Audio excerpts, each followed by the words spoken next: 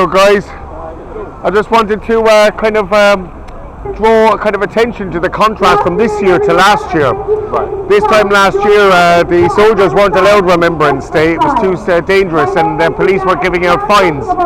And they were telling us that protest was illegal. I don't recall that ever happening.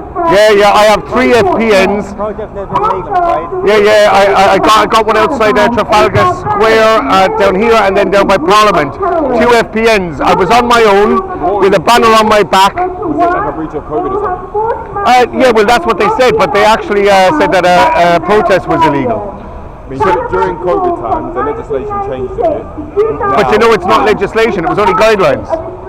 Legislation definitely changed. Within the Met anyway, we was told to enforce. You don't have to hide it, guys. I have the camera here, you have a camera, I have a camera. It's not even turned on, but anyway, go on.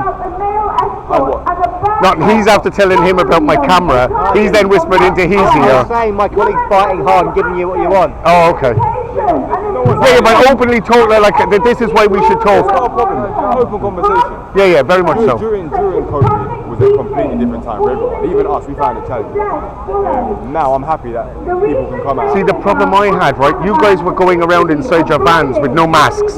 Then you were hopping out of the vans, putting on your masks and coming over and fining us. And then going back to the vans and taking them back off again. Now, when you said like you're following regulations and whatever else, that didn't happen. But like I'm on YouTube, I've run around to 14 police vans, right? None of you had on your masks. And I'm going like, are you not scared to kill your friends or your family or the grandparents? And everyone's going, no. So like, why should we be? I think the guidance at that time was officers were to wear masks inside vans. I don't know in those specific instances. Yeah, no, I know. Scenario was, and it would probably be a bit miss of me to comment on them. I don't know why the officers did or didn't. I'm sure they're supervised. Well, they're allowed to or not allowed to, because the same as me, you can be exempt or non-exempt, and you can make that decision yourself. You don't have to go to a doctor. It's kind of like, you know what a mandate is? So when they mandate you to do something, that's only if you agree to it. A mandate, you are mandated once you agree to it. If you don't agree to it, there is no mandate. And that's the law. But like, people don't understand that. And it's the same as you guys as much as the general public. We're kind of left in a situation where you're getting given orders and told what to do. But some of those orders and some of those things aren't necessarily the things that you wanted to or signed up to do. Like you're out here to help or whatever else. Now like many years ago, and this is just an open conversation. Years ago on ships and whatever else, if they didn't agree with their captain, they were going in the wrong direction, he was a bit off his tits or he was doing something wrong, they stuck him on a plank and they put him over the edge and they created a new and I think that's what you should do, because I think that there's a lot of you standing around. I go to all the protests, and you know, this isn't what you signed up necessarily to do. There's a lot of shit going on around, you know, from drug dealing to rapes to pedophilia, and you guys are all standing out here. This is what you're getting paid to do. Stand around that with, you know, peaceful people. Now I know you have to observe, but you have cameras everywhere. You can get like a van or two to pull up here and it's no big deal. But now what we see is like, the other night there was one man being arrested down in Trafalgar, and there were 22 police officers to do that. Now, I don't know. It might sound excessive, but do you know the actual details of it? I do. What it basically is you're protecting each other. It's what you call it, health and safety.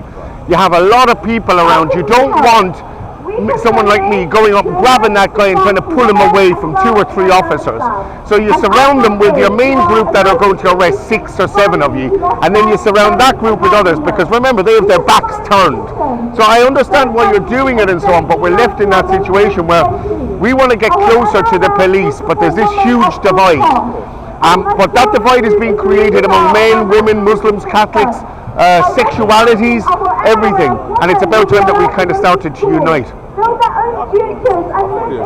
Thank you very much. And most police officers do when we're speaking a general basis. Pride is something that needs to be broken down. Yeah. And there's no easy fix. There's no one answer, one size fits all.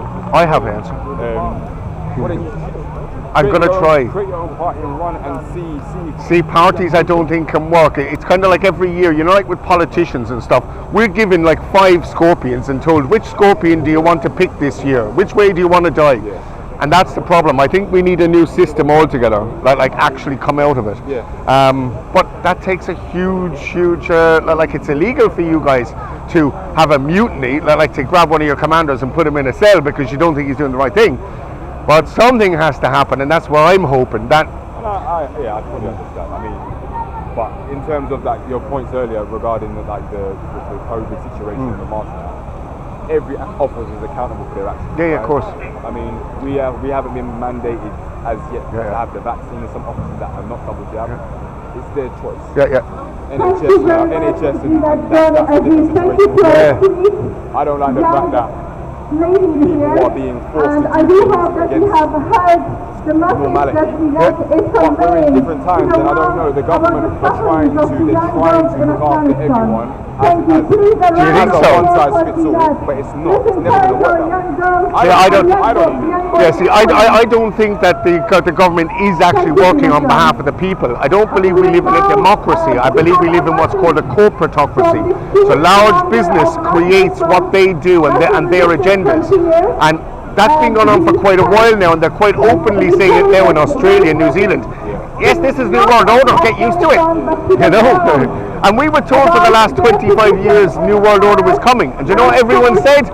Conspiracy. But yet every president told us, including Tony Blair and Gordon Brown. Anyway, thank you very much for the chat. For me, this is kind of research because I want to understand. Thanks very much. Cheers. Take care, guys. Thank you. Yeah, you too, man. Thank you.